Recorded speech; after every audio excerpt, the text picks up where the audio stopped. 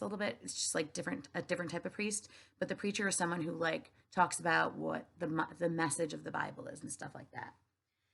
Okay, chapter 2. That summer I found Winn-Dixie was also the summer me and the preacher moved to Naomi, Florida, so he could be the new preacher at the Open Arms Baptist Church of Naomi. My daddy is a good preacher and a nice man, but sometimes it's hard for me to think about him as my daddy because he spends so much time preaching or thinking about preaching or getting ready to preach. And so in my mind, I think of him as the preacher. Before I was born, he was a missionary in India, and that's how I got my first name.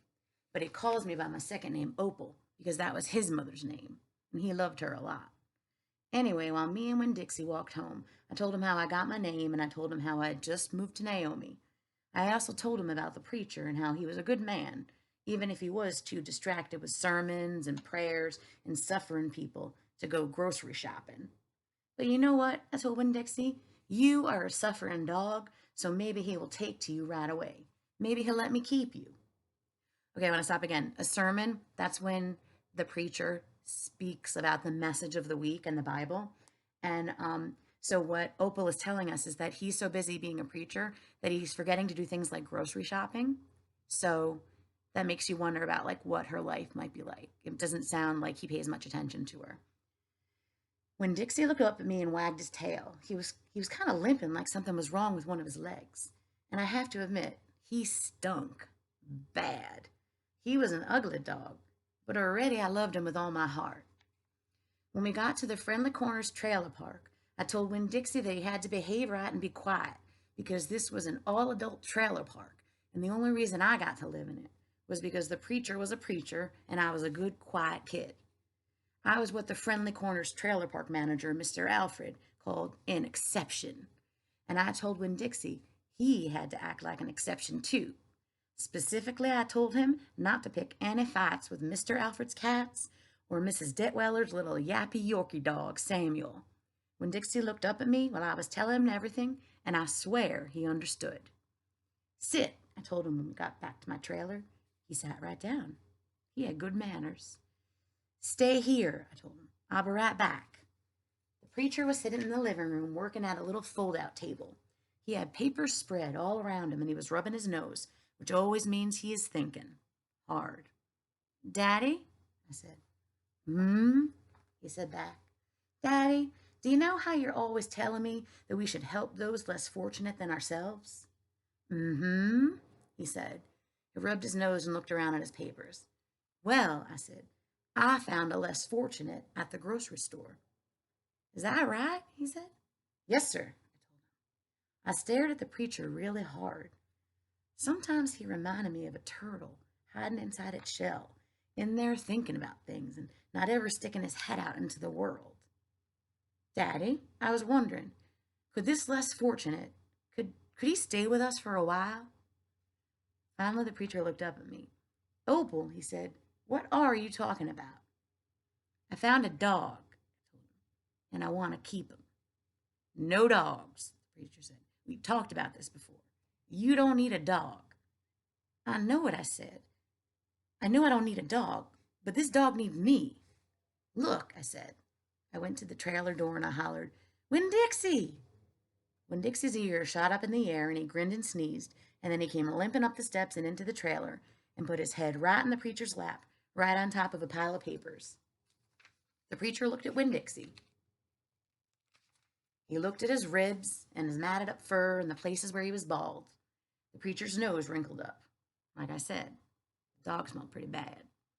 Winn-Dixie looked up at the preacher.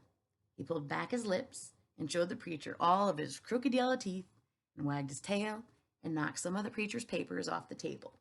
Then he sneezed and some more papers fluttered to the floor. What did you call this dog? The preacher asked.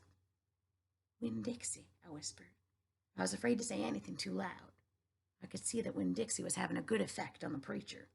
He was making him poke his head out of his shell. Well, said the preacher, he's a stray if I ever saw one. He put down his pencil and scratched Winn-Dixie behind the ears. And the less fortunate, too, that's for sure. Are you looking for a home? The preacher asked, real soft to Winn-Dixie. Winn-Dixie wagged his tail.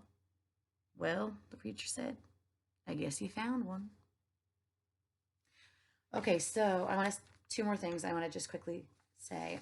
Okay, so Opal lives in a trailer park, and I don't know if you know what that means. So what that means is trailer park is basically like it's a place where people who can't afford like a house, they have like trailers, like, and sometimes you see people attach trailers over the summer, like when they like drive cross country or whatever. But basically, a trailer is like a miniature house, and it's called a trailer park because oftentimes like people who live in trailers, like they'll live in an area full of trailers together. It's called a trailer park. But basically, it's when you think of a trailer park, you think about someone who people that don't have a lot of money, obviously.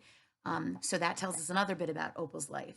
And then I thought it was very interesting the way she described her daddy as being like a turtle with his head stuck in the shell all the time. And I thought that was a really descriptive way. And it made me really visualize that she's not saying he's a turtle, obviously. But what she's saying is that he keeps his head in his shell. So that's figurative language. That's basically saying that he's not someone who's out there and friendly and talking a lot. He gets stuck inside his head and himself a lot.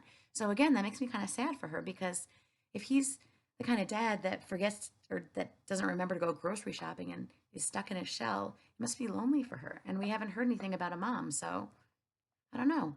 So anyway, right now, as it stands, with the stuff that we've read so far, we know that this is a fiction story because K.T. Camillo writes fiction. So now we have to think, what kind of fiction is it?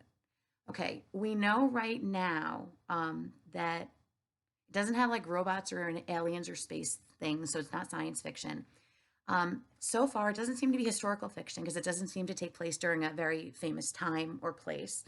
Um, so, fantasy. We haven't seen magic or talking animals. I mean, when Dixie did smile, but I'm sure she was saying it looks like he smiled. So, I'm not sure I'm willing to say fantasy. Right now, I would say realistic fiction because this sounds like a made up story that could take place in real life. All right, that's it for today. Mrs. Richmond signing off.